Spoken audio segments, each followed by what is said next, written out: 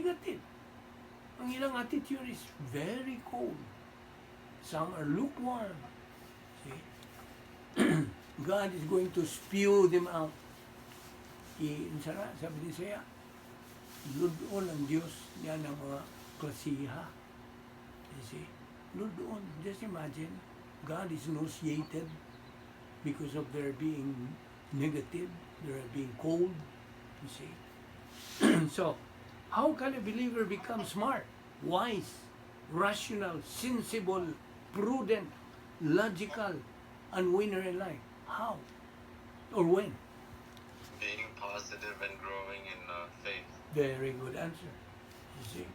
When they become positive and growing in doctrine, when they are filled with God's truths, no, no. That's why we have to saturate our mind with the Word of God.